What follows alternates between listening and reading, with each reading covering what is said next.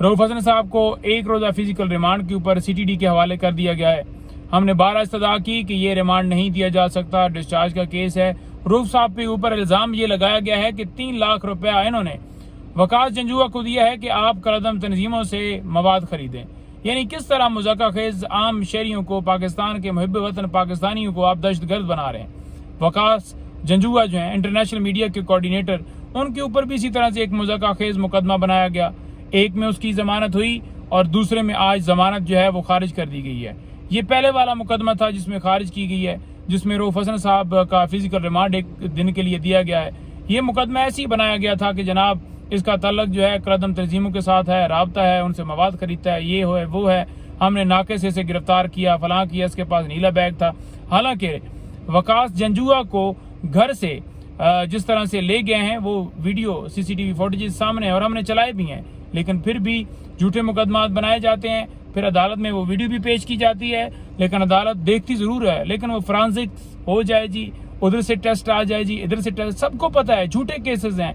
और क्या है कि जनाब आज फिर उस मुकदमे में वकास जंजुआ की बेल खारिज की गई है। एक में उसकी जमानत दी गई है जिसमें रऊफ हसन साहब और तमाम स्टाफ को उठाया था, उसमें जमानत मिल गई है, लेकिन जो पहले मुकदमा बनाया था उसमें जमानत खारिज की गई है। और रऊफ हसन साहब को 1 रोज़ा फिर दे दिया गया है। कैंसर के मरीज हैं, उनकी तबीयत नासाज थी, उनकी तबीयत ठीक नहीं थी, ना उनके मेडिकल ट्रीटमेंट वहां पर चल रहा है।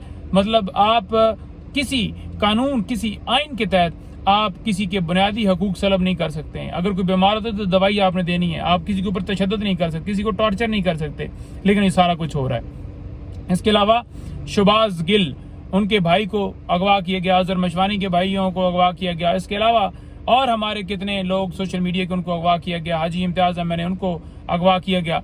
तो आज समाअत थी शहबाज गिल के भाई की।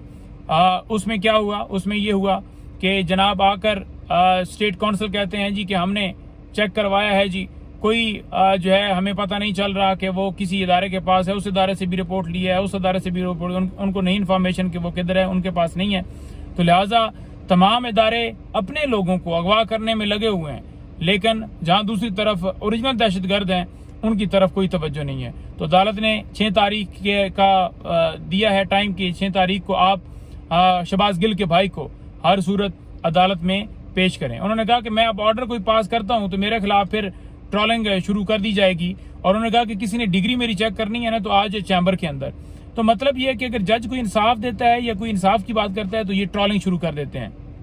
इसी तरह से आपको बताऊं कि जनाब शिवली फराज साहब का नाम ECL में डाल दिया गया, हमारे दीगर लोगों के भी नाम डाले गए हैं। आज ऑनरेबल जज इस्लामाबाद हाई कोर्ट तारिक जहांगीरी साहब ने अहकामात जारी करते हुए उनका नाम ECL से निकाला है।